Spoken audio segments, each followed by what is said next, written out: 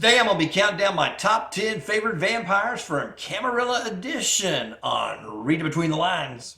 But here I am again, being bled by my friends, having every political action cost me free. I look like I'm having a good time, but in Methuselah can't tell. Being ousted by your grandparent really makes you feel like hell. Greetings and salutations, and welcome to Reading Between the Lines. I am your host, the Waterdog, and I'm going to be doing just that, brother, counting down that fantastic set from 2002, the Camarilla edition. But before I do that, please do me the kind favor of hitting that subscribe button. It means a whole lot to me, and I appreciate it. Camarilla gets a bounce back, brother. They get some vampires. They get some Group 3 vampires from this 385 card set. I think there was a few episodes back I was talking about, I didn't know why there was a 4-year gap between Sabbat and Sabbat War. Well, that's because, well, a new company took over 4 years. That was White Wolf, and for the White Wolf, this was their 4th set. So I was trying to go back and do a little research. Now I know. You learn something new every day. I keep thinking that White Wolf always had this property, but I forgot, it was a Wizard's property, so, because of magic and everything else, and Garfield and everything. So, but hey, there you go. What can I say? This set is really going to do only one thing for me more than anything else, and so it was kind of hard for me to pick 10 vampires except for a few, because a few of them, they are going to be right into my wheelhouse, and that's going to be, Ventru. I had this really, really great Erica deck, and there's going to be some vampires that come out into this set that just plays right into that. You cannot go wrong with Ventru with Obfuscate, and that's exactly what they give you. There's some Nosferatu. I started playing some big Nosferatus because of this set. But that's really going to be the big thing for me. More than anything else was it just really enhanced my Ventru deck. But let's get started. We're going to go with number 10. Here we go. Lana Butcher, Ventru, small dominate, and small fortitude. 3 cap. But for Weenie Dominate, look, if I can get a Weenie Dominate vampire with some fortitude, I love it, because I was playing with some Dominate discipline cards, and so when you got these 2 cap, 3 cap, 4 cap vampires that got, Dominate fortitude, that you could stick a Dominate, discipline card on, all of a sudden they've got superior where they can not only govern bleed, but they can govern down to give you some options. That's really, really, really good. So, you can always then, govern down and then scouting mission bleed with them. So really, really good. And Atlanta falls right into that. At the 9th slot, Alfred Benerzi. I didn't play a whole lot of Pander, but once again, I think I was talking about the Baron in the last episode. Alfred kind of falls in the same thing. That I like the art. And the fact that he was a high cap Pander appealed to me too. And so I would stick him into a few decks here and there and just enjoy playing him, because I just like the fact that we're talking about a Pander that had a title, really had no downside, except for the text about allies. What is it? He gets -1 strength against an ally. Okay. All right. But superior thaumaturgy, superior presence. He's got dominate. He's got aspects. He's a 6 capacity vampire. Just, it's just something fun and neat. So I did like sticking him into a few decks here and there. But once again, just like the Baron for me, the appeal was the art. I don't know. There was something about the look, something about him being a Pander. So there you go. At the 8th spot, we talked about the Venture here in the opening, and here we go. We're going to get started with Catherine Dubose. You cannot go wrong with a 5 cap superior dominate with some fortitude and some obfuscate. No, you cannot. No, you cannot. And you still got presence, which helps you with your voting as well. Really, really good multi-acting vampire at the 5 spot. Plays right into that Erica deck. Really, really good vampire at the 8th spot. At the 7th spot, Karna, the Prince Witch, 7 cap vampire, superior to all 3 of those disciplines, aspects, dominate, thaumaturgy. She is primogen, and during your untap phase, she can burn one of her retainers to gain 2 blood, and she's got a built-in +1 intercept. Really, really good vampire. And she's also seeing a lot of action right now and today. And today you're seeing her in some of the decks that are being played today.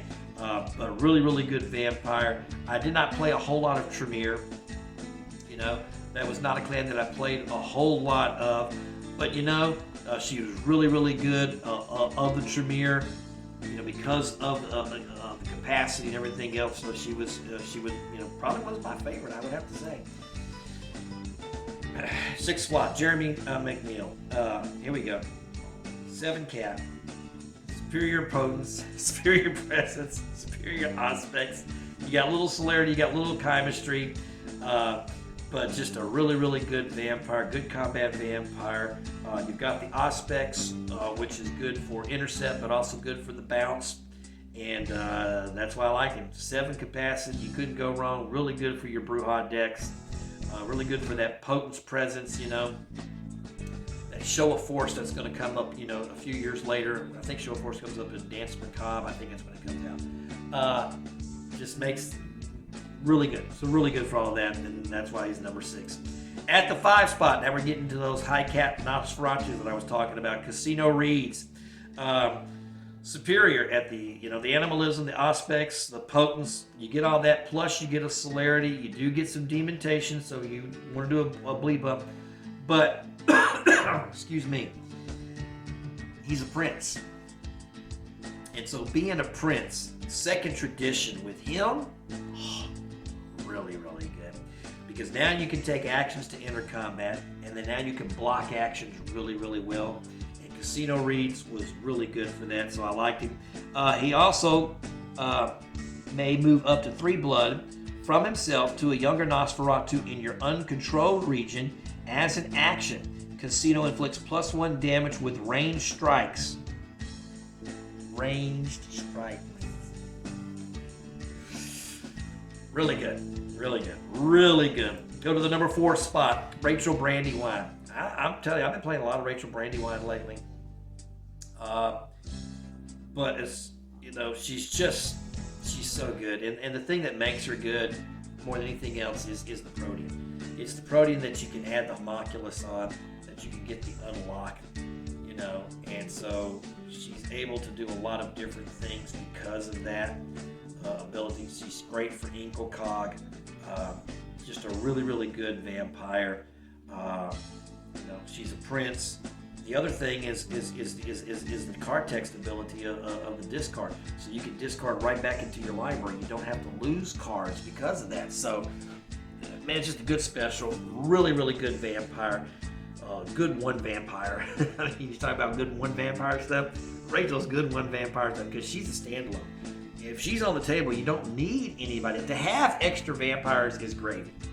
But if she's on the table by herself, she doesn't need anybody. She's that good. She's that powerful. She's that strong. But once again, it's really that discipline. It's that protein. But also don't forget, and we talked about this, I think, in a previous video before, you know, even though you've got inferior animalism, don't forget, man, with guard dogs, you can unlock. Okay? It doesn't cost you any blood, and you can get that unlock. And so that's what's really good, you know, for her to have that inferior animalism. At the 3 spot, another big cap, Nosferatu, Cock Robin. Nosferatu Justicar, another good second tradition vampire, but this one's got fortitude. So now you're going to be able to multi-act and you're going to be able to take some actions. Once per turn, when Cock Robin successfully performs an action that requires animalism, he untaps. At the end of the action, and he's +1 string. Man, so equipping, you know, Raven Spies. Really good for Cock Robin. So you've got yourself a Nosferatu wall. One of the things about Nosferatu is they can build a wall, especially today. You're talking about 5th edition Nosferatu. They can really build a wall. But really good vampire. You know, really good wall. So, you know, those high cap Nosferatu at this particular point, they're really, really strong. And so that's why Cock Robin is at the number 3 spot. At the number 2 spot, going back into that Ventrue stuff that I was talking about, Lucinda Alistair, my 3rd Ventrue on this list, got Obfuscate. What more can you say? We're talking about a Justicar. So once again, you're talking about, here's a vampire that can, you know, it's going to help you with your vote. It's going to help you with your governing. It's going to help you get the actions off. And she's a great combat vampire. She's got potence. She's got thaumaturgy. Okay? So she's a great combat vampire. Her text: she can enter combat with any ready non-Camarilla vampire controlled by another Methuselah as a D action.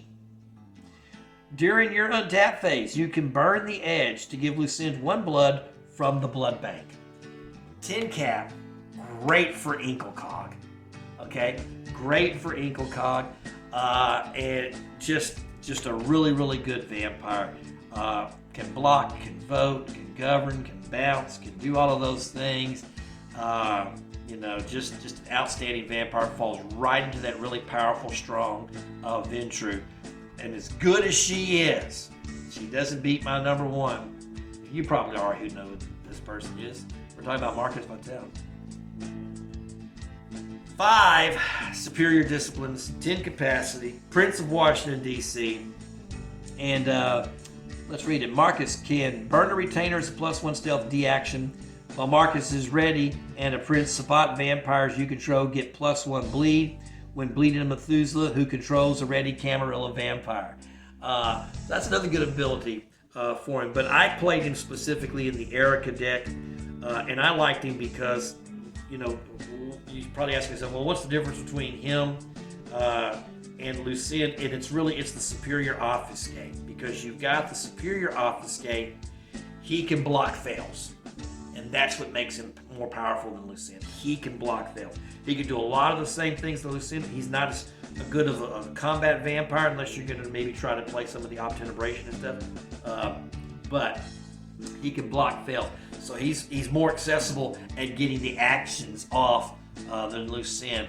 But I mean, they're neck and neck. Now, if I had to choose which one I was going to play one vampire, would I play Marcus or would I play Lucinda? I would probably choose Lucinda over Marcus if I'm doing specifically one vampire. But as far as being viable for the Erica deck, he's really, really strong. You can't go wrong with that. That's my top 10. What's your top 10, man? Please leave some comments, man. I want some comments, man. Put down your list. Give me the list of your vampires. Let's compare. Let's talk. Let's have some fun with that, brother. Man, I'm the Water Dog. This has been Reading Between the Lines. Appreciate you watching. Y'all take care. Oh, you watched the whole video? Hey, thanks for watching, man. I appreciate it. If you like what you've been seeing, please don't forget to hit that subscribe button. Y'all take care.